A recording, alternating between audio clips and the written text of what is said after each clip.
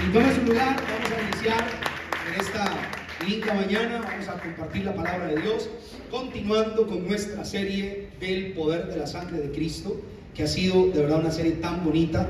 Justamente en estos días hablaba con un amigo mío, un pastor muy querido, que estaba hablándole de eso, de las series que hemos estado compartiendo, y estaba muy bendecido porque realmente en ocasiones, Angelito, nosotros creemos que la sangre fue la que fue vertida solo en el Calvario, pero la sangre de Cristo fue derramada en diferentes estaciones de su vida, y en la persona de Jesús, que es algo también muy importante que nosotros tengamos claro y lo tengamos muy entendido, es que en la persona de Jesús nosotros tenemos plenitud. Diga conmigo, en la persona de Jesús. En la persona de Jesús. Diga conmigo, en la persona de Jesús. En la persona de Jesús. Nosotros tenemos plenitud. Porque en Cristo realmente es que está todo lo que nosotros necesitamos. La libertad de nuestra casa, la libertad de nuestras finanzas, la libertad de nuestras debilidades, por ejemplo, de nuestra humanidad, de nuestras estructuras mentales, las diferentes áreas de nuestra vida que necesitan ser fortalecidas, tienen plenitud en la persona de Cristo. Muchas veces nosotros no lo hemos entendido, y por eso es que permanecemos en ocasiones anclados a algunas estaciones de nuestra vida, estaciones para las cuales no fuimos diseñados. Pero cuando nos es revelada la palabra, cuando nos es revelado las armas de guerra espirituales que están descritas en la Biblia, nosotros comenzamos a tener una vida de victoria. Porque el que usted sea creyente, el hecho de que usted venga a la iglesia o que participe en un equipo de trabajo, que sirva a Dios en un equipo de trabajo, no significa que usted tiene una vida de victoria.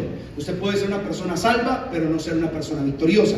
Nosotros somos gente victoriosa cuando comenzamos a aplicar los principios descritos en la palabra de Dios. La palabra del Señor tiene las ideas, los pensamientos, la cosmovisión de Dios, ¿verdad? La forma en la que Dios ve la vida y el mundo, nos lo deja saber a través de diferentes historias y personajes descritos en la palabra del Señor. Y cuando nosotros comenzamos a aplicar todos estos principios, nuestra vida cambia. Ahora, cuando hablamos acerca del poder de la sangre de Cristo, estamos hablando de un arma de guerra, porque en el mundo espiritual la sangre es un arma de guerra. Por eso, y hago un énfasis para los que quizás no habían venido en estos días, por eso es que por eso es que Satanás ha querido replicar algunas cosas. Si ustedes ven que hay algunos rituales que se hacen en algunos lugares, personas que practican, ¿verdad?, sectas satánicas y demás, hacen sacrificios de chompites, de gallo, de personas, de niños, de mujeres, y hacen sacrificios humanos, porque al vertir la sangre están haciendo pactos espirituales, porque la sangre es un arma poderosa de guerra. La sangre de Cristo derramada por cada uno de nosotros es un arma poderosa de guerra. Cuando usted comienza a aplicar la sangre de Cristo, les hablé acerca de la sangre de la circuncisión y cómo usted puede orar por sus hijos, bendiga a sus hijos, póngale la mano a sus hijos y declare sobre ellos que la sangre de la circuncisión va a impedir que hayan abusos sexuales, que hayan perversiones, que hayan inmoralidades, que hayan cosas raras en la vida de sus hijos. Usted comienza a aplicar la sangre de Cristo, que tiene poder y que tiene libertad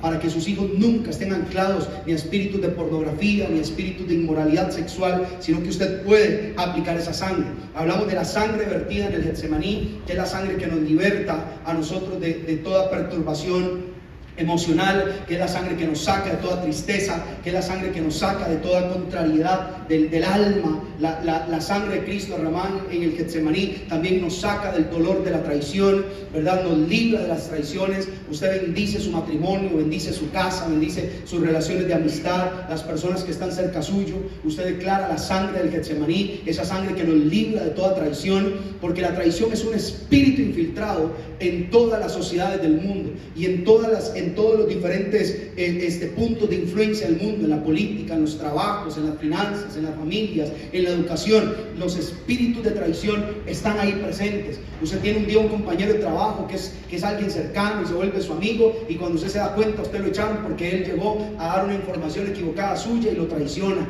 Usted un día se hace de un marchante y usted siente que ese es el hombre de su vida, y usted siente que da todo por él, y resulta que un día se da cuenta que le decía mi princesa y era en el maravilloso mundo mundo de Disney, porque el tipo tenía 7 princesas en la vida. Entonces esa tradición a usted la ha sentenciado en su corazón a decir todos los hombres son iguales, yo no quiero nada en la vida, yo voy a caerme a vestir santo, mejor me dedico a servirle al Señor, etcétera, etcétera. Pero la sangre del Getsemaní a usted le liberta de toda traición. Luego hablamos de la sangre, de la corona de espinas y cómo esa sangre que Jesús derramó en su cabeza, producto, y es impresionante porque la Biblia dice que una de las sentencias que Dios marcó sobre el ser humano era que iba a producir por espinos y cardos, y es lo que justamente le ponen a Jesús en la cabeza. Eso significa que a través de la corona de espinas, de esa sangre derramada en la cabeza de Jesús, usted puede tener la libertad de crecer, usted tiene la libertad de prosperar en todo lo que haga, porque el Señor sentenció esa maldición de espinos en su cabeza. Usted puede tener una mente renovada, ideas creativas, proyectos nuevos, una oxigenación de su mente, y eso es sumamente importante. La semana anterior hablamos acerca de la sangre del pretorio. Solamente les estoy haciendo un pequeño resumen para que esté conmigo. La sangre del pretorio, y cómo así los evangelios no nos lo dicen, la tradición nos enseña que la forma en la cual azotaban a las personas era azotándolos 39 veces. Les expliqué cómo eran los azotes de los romanos, cómo eran los látigos de los romanos, cómo se enrollaban 3 y 4 veces en la parte frontal, en el dorso, ¿verdad? Del sentenciado, y cuando ellos jalaban el látigo, eso desgarraba toda la piel, y todo lo que fue la parte frontal y la espalda de Jesús quedaron en carne viva, literal, totalmente expuestos, derramando sangre de una manera bastante agresiva, a tal punto que Jesús no tuvo la fuerza ni siquiera para poder caminar 800 metros con el madero a cuestas. Tuvieron que usar un hombre llamado Simón de Cirene. Un día les hablaré acerca de este personaje, pero no soy el día para eso. Jesús no podía llevar la cruz sobre sus hombros, porque Jesús había derramado mucha sangre y eso había provocado un debilitamiento corporal, de tal manera que le era imposible poder llegar hasta allá. La gente lloraba, la gente se lamentaba, y Jesús le decía a las mujeres: oren al Señor, porque van a llegar los días donde la gente va a desear que la tierra se acabe, va a desear que la vida se acabe, porque si estas cosas que ustedes ven cuando el árbol está verde, ¿qué va a pasar cuando el árbol se seque? Entonces Jesús nos estaba hablando de algo que iba a ocurrir en los postreros días, que son los días que estamos viviendo en la actualidad. Y luego de eso Jesús es llevado a un lugar llamado el monte del Gólgota, y ese monte significa el monte de la calavera, y ahí era donde las personas eran sentenciadas a muerte porque debían de ser exhibidas a la ciudad. La gente que era condenada a ser crucificada, esas personas debían estar a la vista de la ciudad. Por eso el monte del Gólgota era un lugar alto que estaba cercano a la salida o la entrada, porque era el mismo punto, ¿verdad?, de Jerusalén. Entonces toda la gente podía ver a los sentenciados en aquel monte. Esas personas eran considerados malditos, eran personas escorias de la sociedad, gente que no tenía un motivo para estar vivo, y habían sido sentenciados por el Imperio Romano para morir de esta manera tan cruda en un madero. Y dice la Biblia, vaya conmigo al libro de Lucas, capítulo número 23. Todo el que tiene su Biblia, vaya conmigo al libro de Lucas, capítulo número 23.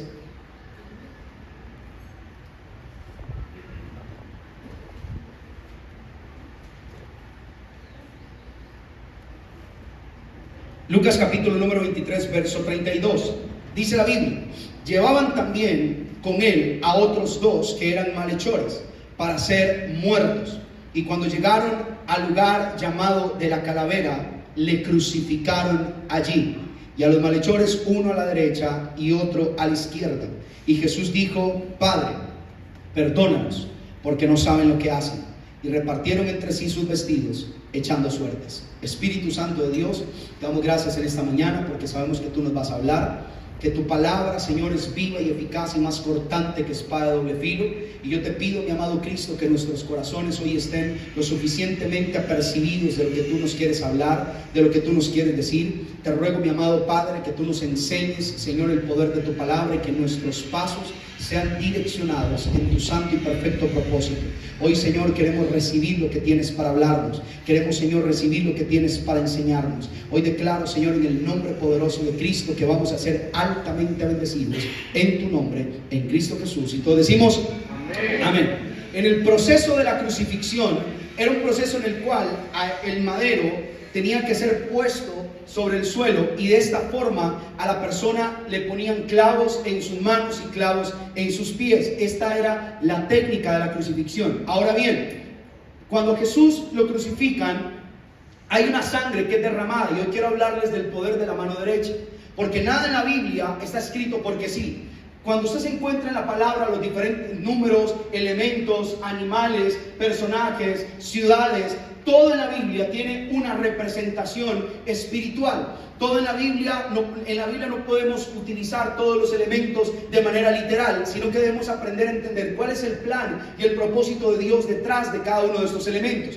Cuando Jesús está en la cruz del Calvario, toda la comitiva de los romanos tienen que proceder a ponerle clavos en sus manos. Y hoy quiero hablarles de la sangre que fue derramada de la mano derecha de Jesús. Ahora bien, la crucifixión no era en la palma de la mano en sí, sino que comprendía en la parte de la muñeca. Porque esto provocaba que todo lo que son la parte de las venas, que es una parte muy sensible, por eso cuando se escucha que hay gente que es atormentada por espíritus de muerte, que quieren quitarse la vida, procuran cortarse las venas, porque es una parte muy sensible, ¿verdad?, del cuerpo humano, donde alguien con una herida profunda puede desangrarse con mucha rapidez. Entonces ponían los clavos desde la muñeca de los sentenciados para que la sangre comenzara a provocar, para que las heridas comenzaran a provocar un desangramiento, y en ese desangramiento la gente comenzara a perder el sentido, y conforme perdían el sentido fueran muriendo. Era una muerte muy lenta, muy tortuosa. De hecho, la Biblia explica que Jesús fue crucificado a las 9 de la mañana, pero entregó su espíritu y murió hasta las 3 de la tarde. O sea, Jesús pasó 6 horas de agonía en la cruz del Calvario, 6 horas expuesto con su cuerpo, sus llagas expuestas, ¿verdad?, a la intemperie, totalmente desnudo, en un acto público de humillación. Pasó 6 horas de agonía. Eso es sumamente doloroso. Los sentenciados a muerte, cuando pasaba mucho tiempo y el desangramiento no provocaba que ellos murieran, tenían que quebrarle las piernas para provocar un colapso en su respiración. Entonces ya los que estaban crucificados no podían, con su propio peso, no podían apoyarse para tomar aire, sino que al quebrarse sus piernas quedaban sus brazos que presionaban su parte torácica, y eso les impedía respirar, y entonces morían por asfixia.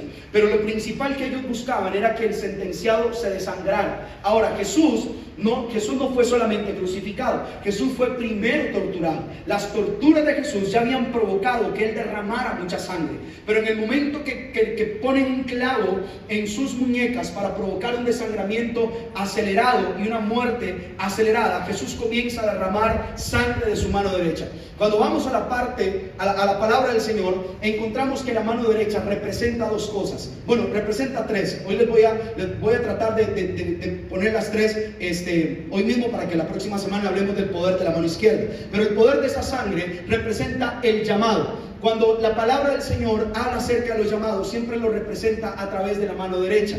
El llamado es un acto de honor. El Señor te pone a su diestra. Dice la palabra: porque los he sostenido de mi mano derecha, porque los tengo en mi mano, porque con mi diestra. Cuando la palabra de Dios habla acerca de la mano derecha de Dios, está hablando acerca de una asignación. Ahora, esa asignación en nuestra vida es un honor. Levántame su mano al cielo y diga: el llamado de Dios es un honor. Hay personas que ven el llamado como una carga, y eso es doloroso, porque yo he conocido pastores que no hacen nada más de su vida que pastorear o predicar en el altar, porque no saben hacer absolutamente nada más. Hay pastores que porque necesitan un salario o porque pertenecen a un concilio, entonces se dedican al pastorado, porque no saben hacer nada más de la vida, pero están cansados, se sienten cargados ya del ministerio, se sienten cargados de lo que hacen. Hay gente que llega a la iglesia y dicen: es que tengo que ir porque tengo que cumplir, es que tengo que ir al culto porque es que a mí me toca, es que tengo que llegar porque tengo que tocar el piano, porque tengo que cantar, porque tengo que ministrar, porque tengo que estar en la puerta, porque tengo que dar la bienvenida, porque el pastor me pidió que le ayudara con tal cosa, y si yo no voy, entonces, y la gente comienza a hacer las cosas por una imposición,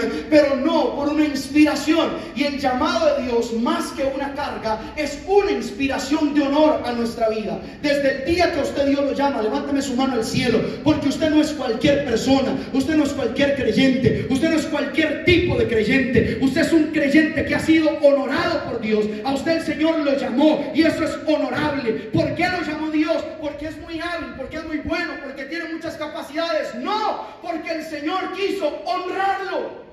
Y el llamado es un honor. Cuando la sangre de Cristo en el Calvario es vertida de su mano derecha, es para que su llamado sea un llamado poderoso. Usted no fue llamado para que cumpla una asignación dentro de una organización eclesiástica. Usted fue llamado para que haga algo poderoso. Levánteme la mano y diga: yo fui llamado a hacer algo poderoso. En la casa hay un poder de Dios. En el ministerio hay un poder de Dios. En la asignación hay un poder de Dios. Esa sangre vertida en el Calvario de la mano derecha de Jesús es la sangre que nos habilita para nosotros desarrollar el ministerio.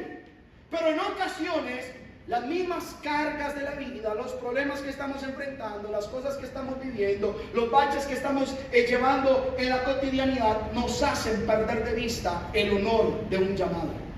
Usted solamente imagínese al dueño de todas las cosas. Él es Dios, Dios todopoderoso, Dios omnipotente, Dios creador, el Dios de la sabiduría, el Dios que hace que las cosas ocurran, el Dios que dice la Biblia, Él es el dueño del oro y de la plata, el Dios al que le pertenecen los confines del universo. De ese Dios estamos hablando, de un Dios realmente grande y majestuoso. Y ese mismo Dios pronunció tu nombre y te dijo: vas a servir. Fuiste llamado para que mi reino sea expandido, para ser un portavoz de esta verdad. ¡Qué honorable! A veces nosotros vemos con mayor honor lo que ocurre, por ejemplo, en la vida cotidiana, que a usted lo llaman del trabajo y el jefe le dice: vamos a promoverte, vas a tener otro puesto. Hemos estado analizando la situación aquí en la empresa y se habilitó una plaza para supervisor, y entonces usted va a subir de puesto. Y entonces ya su puesto no va a ser ahora usted va a tener este puesto y ahora va a tener otro mejor salario, va a tener mayores responsabilidades y comienza un proceso de crecimiento dentro de la organización en la que usted trabaja y lo vemos como honorable. O te mandan a llamar y te dicen: es que tenemos una reunión ejecutiva y queremos presentarte delante de los altos mandos para que ellos te vayan conociendo, y uno se siente honrado. O lo mandan a llamar a uno y le dicen: mire, es que vamos a tener una reunión en la Asamblea Legislativa con todos los diputados y va a estar el presidente de la República. Entonces póngase sus mejores galas, póngase su mejor traje, su mejor corbata, póngase, maquíllese bien bonita, arréglese ese pelo, váyase donde la estilista, pero arréglese la melena, porque usted va para una reunión con los altos mandos políticos del país, y allá va el marchante, va la marchante contenta, ¿verdad? Porque va delante de gente prestigiosa, y uno hasta que saca pecho y dice: porque es que estoy sentado en la mesa de personas muy influyentes que influyen en decisiones importantes del país, o estoy sentado con altos mandos, con altos ejecutivos, con gente que tiene mucho dinero, con personas que gobiernan, con gente que hace cosas muy honorables, y uno siente, ¿verdad?, el pecho de paloma donde se le infla, porque usted dice, ¿verdad?, usted se sentó en aquella mesa fina y usted dijo: ¿en qué momento reparten el chicharrón? Yo no sé si tendrán un fresquito de limón. A usted le llegan a poner una comida que usted en la vida ha probado, pues se la ponen así, porque la gente fina sirve poquito y cobra caro. Mira cómo esa gente. Por eso yo prefiero ir ahí a la muerta de hambre. Pero le sirven ahí el bocadito y usted no sabe con cuál tenedor de los que tiene a un lado, con cuál de los cubiertos que tiene al otro. Usted solamente ve del frente y usted copia. Pero se siente honrado por estar ahí. Y nos sentimos honrados por ver ese tipo de participaciones con los seres humanos. ¿Cómo nos podemos sentir de que Dios nos llame? De que Dios nos quiera usar. Lo que pasa es que no hemos dimensionado el poder que hay de ser llamado por Dios para servir en su reino. Entonces lo vemos como algo pasajero, o lo vemos como un adicional en nuestra vida. Y entonces decimos: no, yo en la iglesia estoy sirviendo en algo, pero yo me dedico a esto, me dedico al otro. Y nunca vimos el llamado como un honor prioritario, como algo a lo que yo le debo poner estricta prioridad, porque me llamó el Rey del Universo, porque me tomó en cuenta Dios. Porque el Señor que creó todas las cosas dijo: este me es útil, a este es al que quiero usar, a este es al que quiero llamar, a este es al que quiero ungir, a este le quiero derramar el aceite, a esta familia es la que voy a levantar en este tiempo. El Rey de todas las cosas pronunció mi nombre y dice la palabra: porque te llamé de los confines de la tierra, te puse nombre y te hice profeta a las naciones. Eso dice la palabra. No se llamó Dios. Cuando la palabra del Señor dice que Jesús fue crucificado y le traspasaron su mano derecha, es para que a través de esa sangre usted pueda desarrollar un llamado. Usted no es cualquier persona. Usted no está aquí para calentar la silla.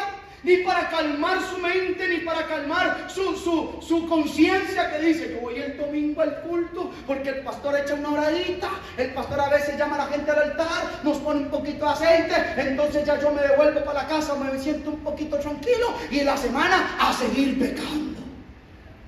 No estamos en la iglesia para eso. Es más, se los he dicho muchas veces. No es nuestro deseo levantar una iglesia, sino crear una visión de Dios para la ciudad, para el país entero. Y eso se logra con gente que comprende el poder de un llamado, con personas que entienden el honor que hay de la mano derecha.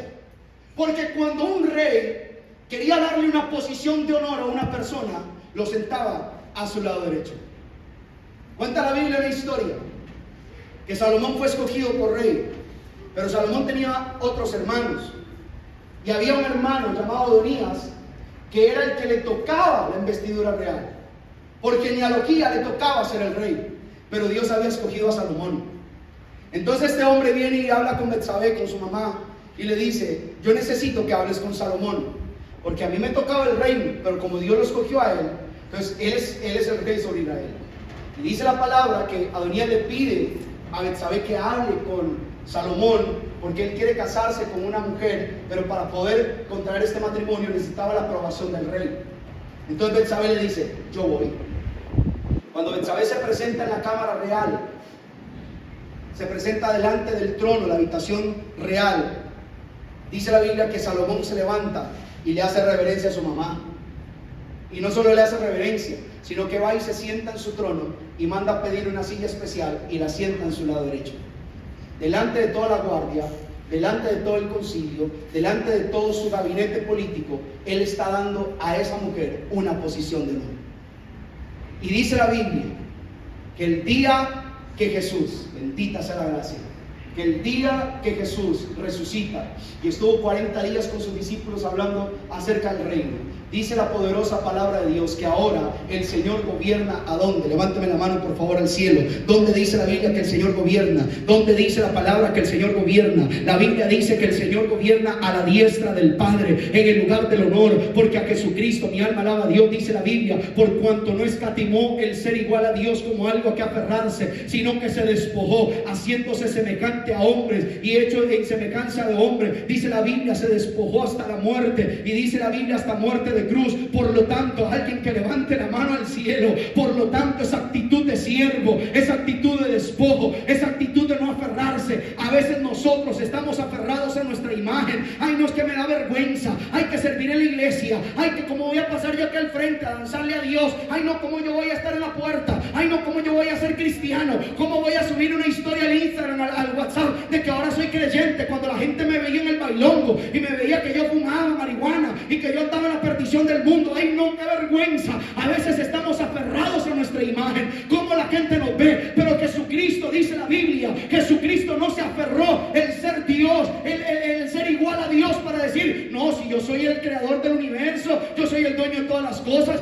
yo qué voy a ir a hacer. No, mejor hagamos así y destruimos a toda esa gente, formamos un planeta nuevo con gente nueva, a ver cómo nos va. Jesús no dijo eso. Dice la Biblia que Jesucristo se despojó de su condición de ser Dios y se hizo semejante a los hombres, y dice la Biblia que se entregó a sí mismo, siendo obediente hasta la muerte y muerte de cruz, y por lo tanto a ese Dios se le dio un nombre que es sobre todo nombre, nombre bajo el cual toda rodilla un día se doblará y toda lengua tendrá que confesar que Él es el Señor y que está sentado a la diestra del Padre. Jesucristo está a la diestra.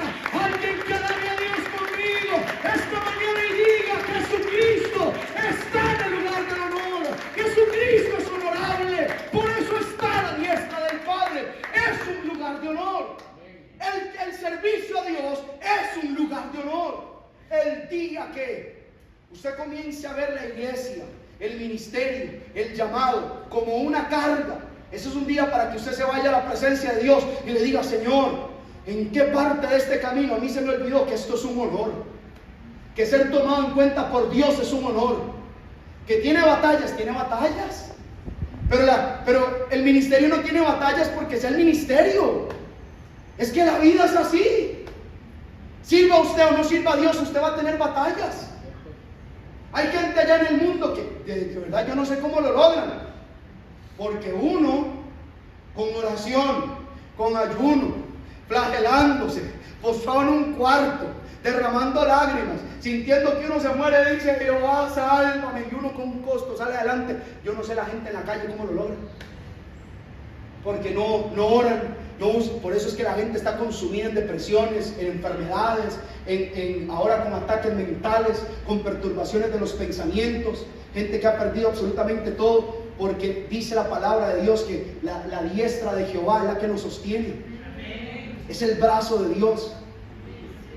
Y la vida va a traer eso. La vida va a traer conflictos laborales, la vida va a traer conflictos de familia. Eso existe. Un hermano que se pelea con otro, un papá que se pelea con un hijo. Son cosas que pasan en los hogares, cosas que pasan en las familias. Pero ¿cómo la gente logra superar estas cosas sin Dios? El llamado es un honor. Usted no está aquí, y le digo a todos los servidores de este ministerio, ustedes no están aquí por casualidad, ustedes son honrados de estar acá. Cada vez que un servidor se pone una camiseta de este ministerio, está siendo honrado por Dios de militar en un ministerio, de servirle a Jehová, de que Dios lo haya tomado en cuenta. Porque no, escúcheme por favor, no fue que usted un día dijo: ay, yo quiero servir. No, usted cree que fue así, pero no fue así. La Biblia dice: no me escogieron ustedes a mí, los escogí yo a ustedes.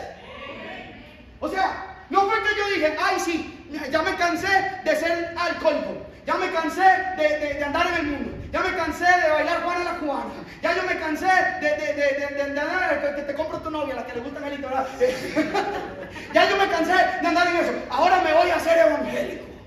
Y agarró la Biblia y se la puso bajo el brazo, y agarró un pandero, y ahí andaba, como con el pandero y con la Biblia, y andaba así por la Biblia.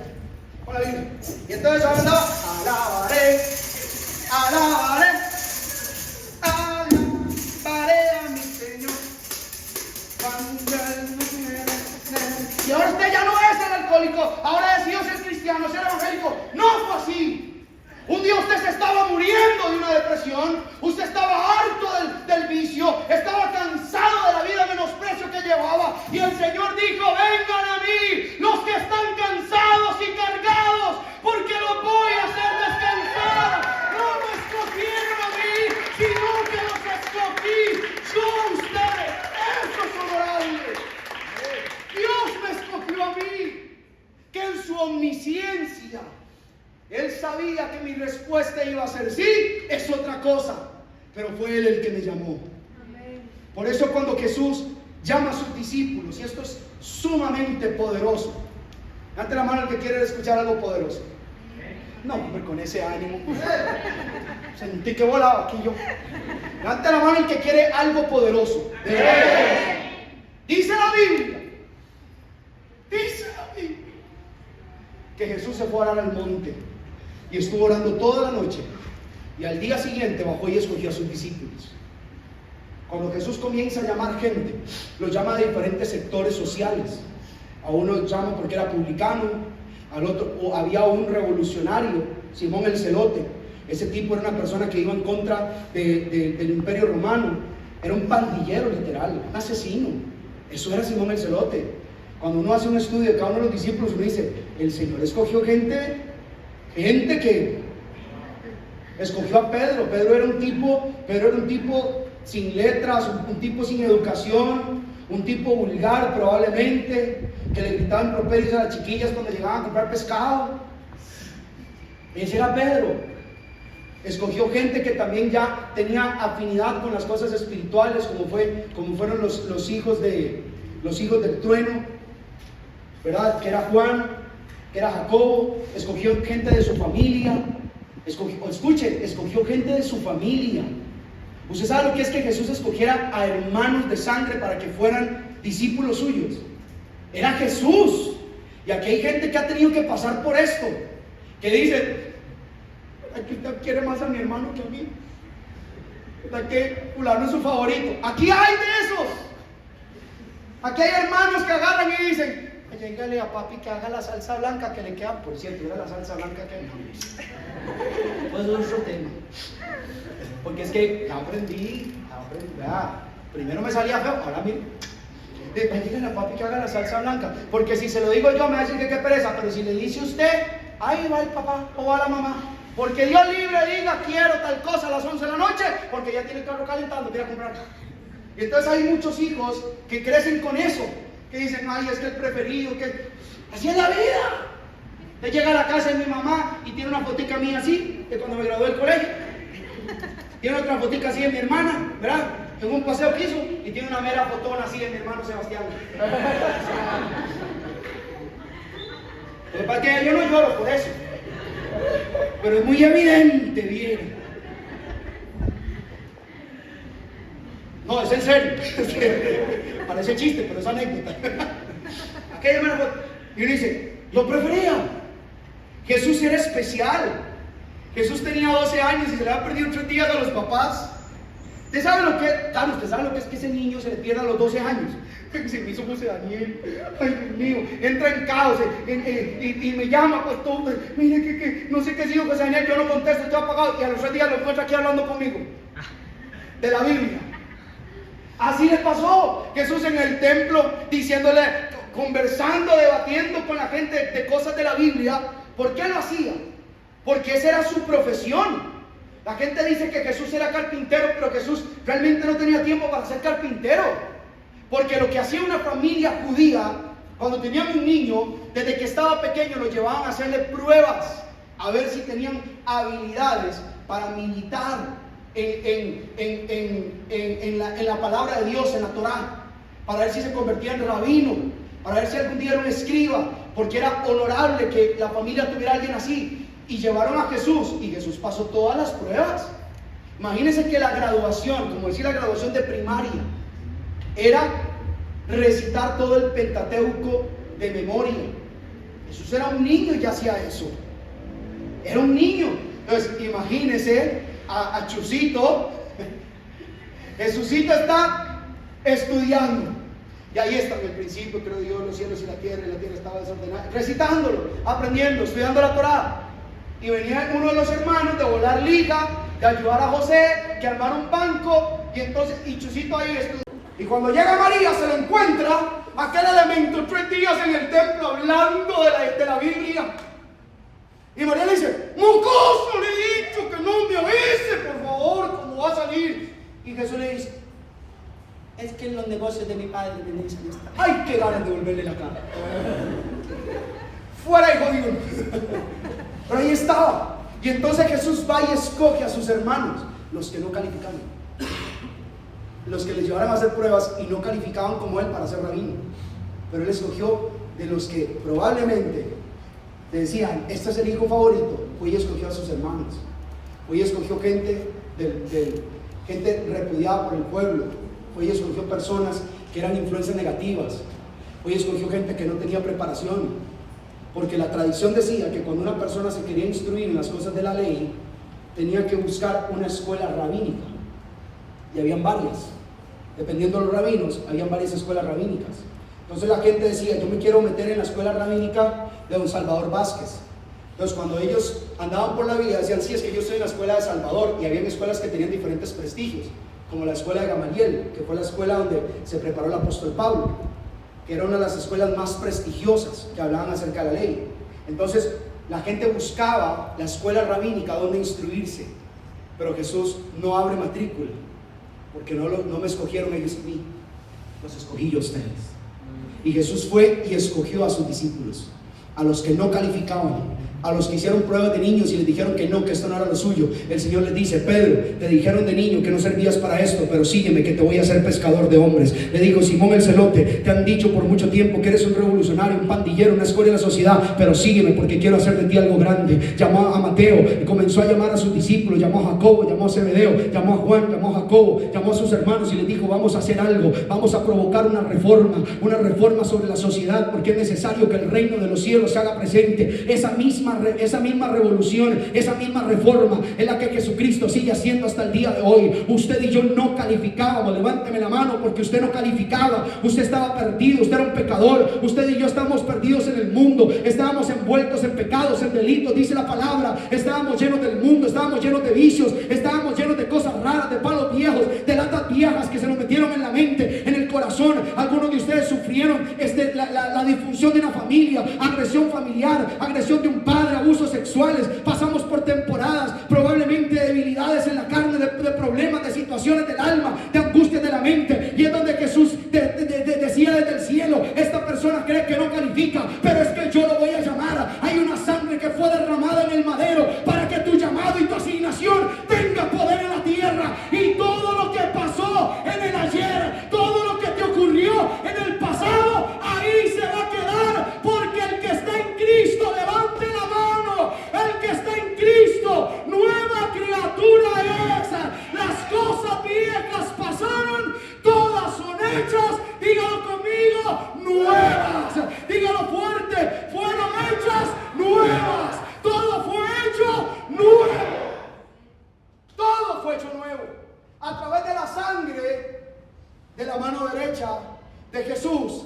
Usted puede desarrollar un llamado en Dios que te privilegia, que es honorable, que es maravilloso, que lo decía Pablo. Yo creo que Pablo no lo pudo haber dicho de una mejor manera cuando dijo: y yo con todo el gusto gastaré lo mío, y aún a mí mismo me voy a desgastar por amor de las almas, aunque yo amándolos más sea despreciado. Eso decía Pablo: me voy a desgastar. Si tengo que gastar lo mío, lo gasto. Si tengo que madrugar, madrugo. Si tengo que trasnochar, trasnocho. Lo que yo tenga que hacer, lo voy a hacer por amor de las almas. Lo voy a hacer por el reino. Lo voy a hacer porque la gente conozca a Cristo. Lo voy a hacer por esto. Pero en el poder de la mano derecha, usted no solamente tiene asignación y tiene llamado. En el poder de la mano derecha, usted tiene la autoridad para salir adelante de cualquier momento de debilidad.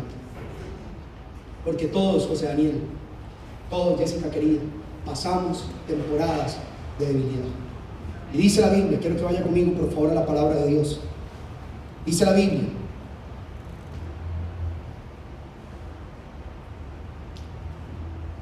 que la mano derecha es símbolo de fortaleza, es símbolo de fuerza. Éxodo 15:6: tu diestra, oh Señor, es majestuosa en poder. Tu diestra, oh Señor, destroza al enemigo. Salmos capítulo 20, verso 6: ahora sé que el Señor salva a su ungido. ¿A quién salva Dios? Ahora sé que el Señor salva a su ungido. Le responderá desde su santo cielo y con la potencia salvadora de su diestra. Con su mano derecha lo salva. Salmo 78:54 dice: los trajo pues a su tierra santa, a esta tierra montañosa que su diestra había adquirido. Cuando usted ora a Dios por la sangre de la mano derecha de Cristo, usted está orando por una sangre que a usted le da fuerza. Y todos nosotros necesitamos fuerza. Salmo 63:8 dice: a ti se aferra mi alma y tu diestra me sostiene. Iglesia hermosa, la mano derecha de Jesús es la mano que nos sostiene cuando nosotros ya no tenemos fuerza. Y le digo de todo mi corazón, todos los días del mundo, usted necesita orar para que esa sangre sea vertida sobre su vida, para que la diestra de Dios a usted lo sostenga. Porque si a usted la mano de Dios no lo sostiene, usted se pierde.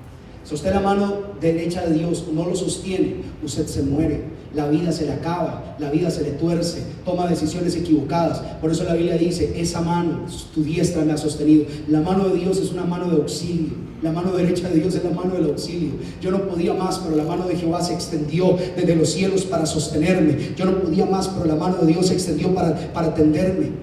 Y yo estaba recordando, cuando estaba desarrollando toda esta serie, estaba recordando una etapa en mi vida cuando yo renuncié al ministerio. Eso fue hace muchos años atrás. Yo renuncié al ministerio. Yo busqué a mi pastor, le di las llaves de mi oficina, le entregué todo. De todas maneras estaba en un momento ministerialmente muy difícil porque hay temporadas. Y yo recuerdo Bueno, José y Carlos estuvieron en esa temporada. Bueno, que José estaba en México, por cierto, cuando todo eso se dio, y ahí fue también un tema muy espiritual, porque ahí Dios desde allá en México le dio una palabra y me la envió y demás. Pero recuerdo que cuando comencé en el ministerio, yo inicié heredando un equipo de trabajo. Había ocurrido algo con el pastor que estaba en ese momento. Yo sé que al final fue Dios detrás de todo, pero entonces me tomaron a mí como tomaron a David, escondido allá en las ovejas, guardando las ovejas del padre. No era el que más calificaba, no era el que estaba en el radar de absolutamente nadie.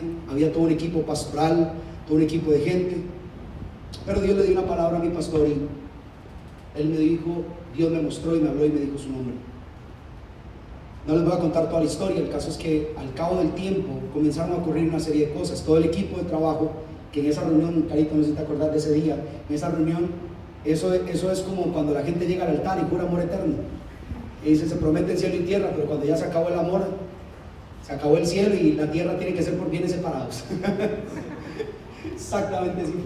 En esa reunión todos dijeron, vamos a estar con usted, Andrés. Yo era un muchacho muy joven, tenía 23 años de edad y estaba empezando un ministerio de verdad un desafío muy grande por delante.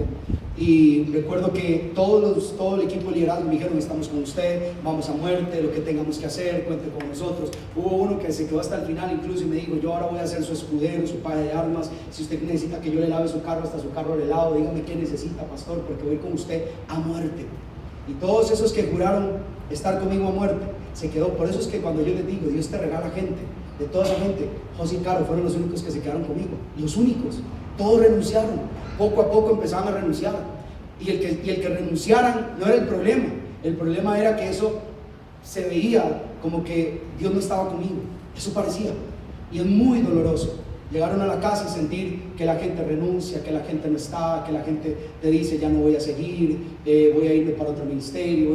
Se siente es muy doloroso, se siente como que Dios no te está respaldando. Son momentos.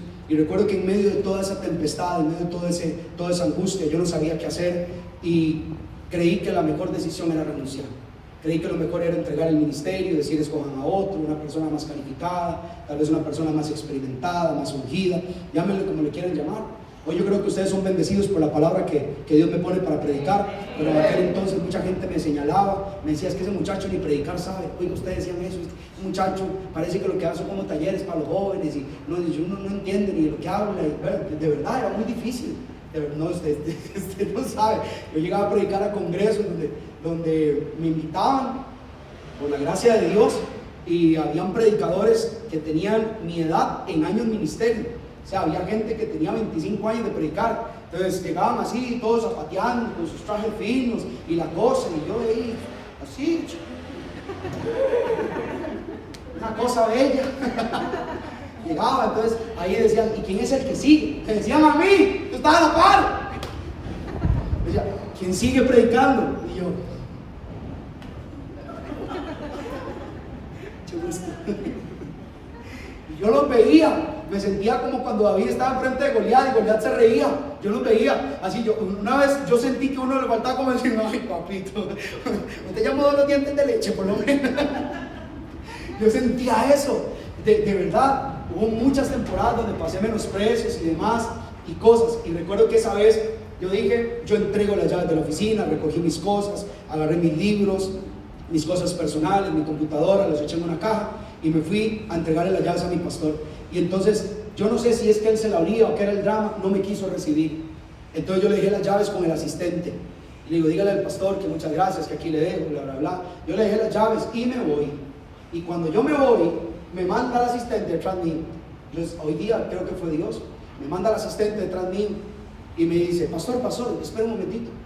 Es que dice el pastor que no se vaya, que le dé chance. Justamente el día siguiente tenía que salir del país. Si iba a ir 15 días, iba a ir fuera del país 15 días. Dice el pastor que por qué no lo espera, que él regrese, que él sale mañana y cuando él vuelva, que conversen y no sé qué. O es que a usted le urge. Y a mí no me urgía. Realmente yo lo único que estaba haciendo era lo que creía que era mejor para el reino. Oiga usted. Yo le dije, sí, yo lo espero. Pasaron 15 días, el hombre regresó, 22 días no me llamaba, un mes no me llamaba, y yo lo mandé a llamar. Y el pastor, recuerda que tenemos una reunión, bla, bla, bla. Y me invitó a almorzar aquel día, tuvimos una conversación bastante que hasta el día de hoy recuerdo. Pero lo que quiero llegar con esto es que hay momentos donde usted pierde la fuerza para mantenerse. Hay días donde usted pierde esa fuerza activa interior para usted continuar. Momentos donde usted en su mente cree que usted no es la persona escogida por Dios. Hay momentos donde usted es doloroso irse a la casa y sentir que no es común, que Dios quiere ungir a otros. Ver redes sociales y ver que otros ministerios tienen éxito, que pastores viajan, que hacen cosas y demás. En aquel entonces yo ni siquiera había salido del país nunca en mi vida, recuerdo. Y yo veía gente que contaba cosas, testimonios. A veces me reunía con pastores que yo decía, tienen casi que una vida resuelta. A veces me tocaba ir a reuniones donde habían pastores de jóvenes que eran los hijos del pastor general y tenían una vida y habían crecido en el ministerio y bueno, en unas cosas. Y yo internamente decía, ¿quién en mi casa? ¿Quién en mi familia? Yo no vengo de una genealogía de ministros. Nosotros somos creyentes por mi abuela que conoció al Señor. Mi abuela nos llevó a nosotros a Cristo, pero en mi casa nunca han habido pastores. Yo no tengo un papá pastor, un abuelo pastor, nada de eso. Dios me llamó. Y recuerdo que después de esa conversación un día, yo iba hacia la iglesia y tenía que predicar esa tarde de sábado. Nunca lo olvidaré. Nunca olvidaré ese día, José Daniel. Nunca olvidaré ese momento. Porque cuando yo voy subiendo, tenía que subir una cuesta en la zona de Barrancuba, por cierto, que uno subía, ¿te acuerdas? Donde están los semáforos, a salir a la zona de, cuando usted sube todo Barrancuba y sale como donde está la Numar y demás, que hay unos semáforos, donde está la línea del tren, exactamente ahí donde está la línea del tren. Cuando yo llegué a esa curva, literalmente tenía enfrente el parabrisas de mi carro todo el cielo. El cielo estaba despejado por completo y solamente había una nube. Y en ese momento el Espíritu Santo me abrió el mundo espiritual. Y en el mundo espiritual yo vi una visión. Y en esa visión salía una mano derecha de esa nube. No una mano izquierda, salía una mano derecha de esa nube.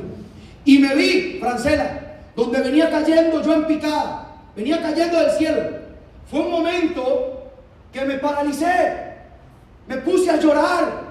En ese semáforo me solté a llorar. Porque me vi cayendo y vi la mano que salió de la nube y me agarró en el aire. Y cuando yo vi esa mano que me agarró en el aire, escuché la voz de Dios que me dijo, Andrés, cuando dejaste de tener la fuerza para sostenerte, extendí mi mano para agarrarte en el vacío. Te llamé, te ungí, te puse nombre, te hice profeta a las naciones. Y cuando Dios me dio esa palabra, me solté a llorar y dije, porque su diestra, es su diestra la que me sostiene, es el brazo de Jehová, es el brazo de Dios. La mano derecha de Dios tiene poder para darte fuerza. Lo demás fue historia. Luego de eso empezaron a ocurrir cosas inimaginables. Y tengo aquí gente que es testigo. Congresos multitudinarios. Nos llevamos a los campamentos de jóvenes. Tomamos los teatros. Cosas maravillosas empezó a hacer Dios. Se abrieron las naciones. El Señor me empezó a llevar por naciones, por lugares que nunca me imaginé estar. Pero un día me quise soltar. Y cuando yo me quise soltar, me sostuvo Dios. Porque el Señor cuando te llama te sostiene. Cuando el Señor te llama y te asigna algo, Dios te sostiene. Por eso le puedo decir a alguien que Dios va a sostener su casa, que Dios le va a sostener los hijos, que Dios le va a sostener el ministerio, que Dios a usted lo va a sostener en el llamado que le hizo, porque cuando usted no tiene fuerza, está el brazo de Jehová, la sangre de la mano derecha de Dios que nos sostiene en el vacío. La sangre de Cristo tiene el poder para fortalecerte cuando ya no puedes seguir. Porque habrá momentos, iglesia, se lo aseguro, van a haber momentos donde usted sentirá que ya no puede seguir. Pero es cuando yo comienzo a orar y digo, Señor, por esa sangre derramada del brazo derecho de Jesús, por ese brazo es que yo sé que puedo tener fuerza para continuar. Por ese brazo es que yo puedo seguir creyendo en cada promesa que tú me has hecho. Dice Isaías 41:13, porque yo soy el Señor tu Dios, que te sostiene de tu diestra y que te dice, no temas, yo te ayudo. Las promesas no están escritas porque sí. Soy el que te sostiene de la mano derecha. Soy el que te sostiene en tu llamado. Soy el que te sostiene de tu asignación. Y en medio del llamado y tu asignación, el Señor te dice, no tengas miedo porque yo soy el que te ayuda. En ocasiones nos sentimos que perdemos la batalla. En ocasiones sentimos que el miedo se apodera de nosotros. Isaías 41:10, no temas porque yo estoy contigo. No te desalientes porque yo soy tu Dios. Te fortaleceré. Ciertamente te ayudaré. Y dice la palabra, sí, te voy a sostener con mi diestra de justicia. Te voy a sostener con mi mano derecha. Hay días, iglesia hermosa, hay benditos días donde la fuerza se nos acabó, donde el ánimo nos desfalleció, donde en la casa usted dice, ya no, ¿qué voy a hacer con estos hijos? ¿Qué voy a hacer con esta asignación? Si les contara las veces que dije, yo no quiero predicar más, no porque despreciara la palabra, despreciara el llamado, sino porque hay momentos donde a usted las fuerzas le faltan. ¿Cuántas veces no dije que prediqué otro? ¿Cuántas veces no le dije, Dios, ¿para qué me llamaste? ¿Cuántas veces? Porque sépalo, usted tiene una responsabilidad, y esto nunca se le olvide. Usted tiene la responsabilidad de orar por sus pastores, porque los pastores estamos peleando batallas espirituales. Los pastores estamos yendo una milla extra. Los pastores damos todo. Los pastores tenemos que creerle a Dios. Yo no hago esto. Eso yo no lo hago ni por dinero. ¿Sabe Dios que desde que abrimos este ministerio, es más, desde antes, yo no dependo de un salario? A mí la iglesia no me da absolutamente nada. Nada. Lo que entra para la iglesia en este momento, pagamos el alquiler, honramos a algunas personas cuando hemos tenido que bendecirlos, tratamos de que los recursos de la iglesia sean utilizados para que la iglesia tenga para estar funcionando. Entonces no es que no tenga un beneficio, tengo habilidades que Dios a mí me dio, habilidades con las que el Señor a mí me sostiene, maneras en las que Dios me usa, personas que el Señor utiliza en algún momento y que son milagros tras milagros. Pero muchas veces ese dar y dar y dar y dar te desgasta, te roba la energía, y hay momentos donde se siente que desfallece. Sobre todo cuando te encuentras, Carol, con las personas que querés amar, les querés compartir una palabra, orar por ellos, y son tan desagradecidos de murmurarte, son tan desagradecidos de levantarte falsos, son tan desagradecidos de crear especulaciones por su mente cochambrosa y podrida, porque la gente se imagina cosas solo porque sí, porque su mente no ha sido renovada. Y he escuchado gente que dice, es que verás que fulano de tal me dijo tal cosa, y yo supiera la cantidad de veces que le he orado a Dios para que el Señor nos ayude. Y hay gente que te quiere golpear, te quieren arrancar las extremidades, hay gente que te quiere callar. Pero dice la palabra, no tengas miedo, porque yo soy tu Dios, que te llamé y que te sostiene desde la mano derecha. Con mi diestra de justicia te voy a sostener. Y yo puedo pasar días contando testimonios de cómo el brazo derecho de Dios es un brazo fiel para extenderse y sostenernos en el camino. Incontables testimonios. Cuando se nos revela, Salvador querido, el poder de la sangre, yo entiendo que la sangre de Cristo no fue vertida solo para mi salvación, también fue vertida para mi fortaleza. Esa sangre tiene poder. Levante su mano y diga, la sangre de Cristo tiene poder. Diga, la sangre de Cristo tiene poder. Dígalo una vez más, la sangre de Cristo tiene poder. Diga, Señor, que esa sangre me dé fuerza. Levante su mano, tómese un minuto ahí donde está y dígale, Dios, que tu sangre me dé fuerza. Muchas veces, Dios mío, he perdido el ánimo y la esperanza, pero que tu mano me dé fuerza. En tu mano, mi Dios. Levante su mano y diga, Dios, por el poder de esa sangre vertida en ese madero, cuando aquel soldado romano atravesó la mano derecha de Cristo, esa sangre que era vertida fue derramada para que mi asignación tenga poder,